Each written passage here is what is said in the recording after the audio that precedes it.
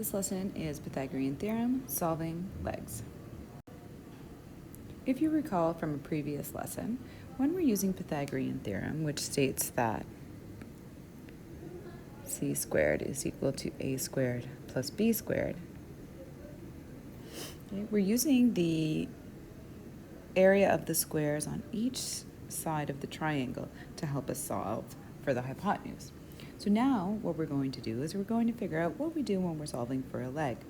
So for example, let's say we know this is 3 and we know this is 5, but we're not quite sure what the leg is. Let's think about what we did before. So before, we added our A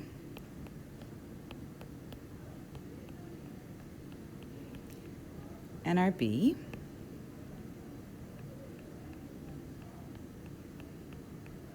we added those together to get our C. So if we know our total, our C squared is 25, and we know the area of this triangle is 9, which leaves us with the unknown value of b squared. So if we added them together to get our c, it makes sense now that we're actually going to subtract to figure out what one of our legs is. So in this case, here's a little algebra. So to make this side equal to b squared, we have to subtract 9 from this side, and what we do to one side, we do to the other, which leaves us about value of b squared equal to 16. And again, that's the area, which is what we have here, and to find the side length, we need to take the square root.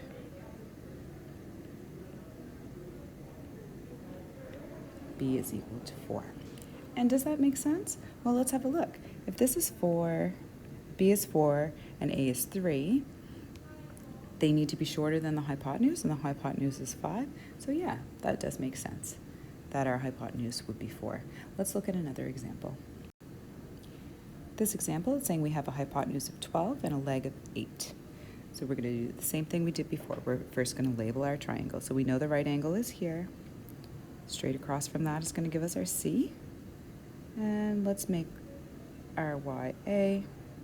And let's make our 8 B. Okay, so we've labeled our triangle. Next, we want to write down the formula that we have. C squared is equal to A squared plus B squared. Okay, we've got that done. Now sub in the values we know. So we know that 12 squared is equal to y squared plus 8 squared. Next thing we're going to do is solve. So first we have to square our numbers.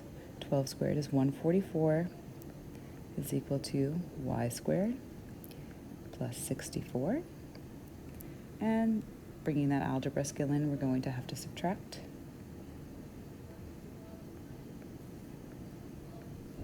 Leaving us with a value of y squared equal to 79. And we know that's the square, so we have to take the square root to figure out our side length, which gives us an answer of 8 and 9/10. Now let's see if that answer makes sense. So let's write it in here.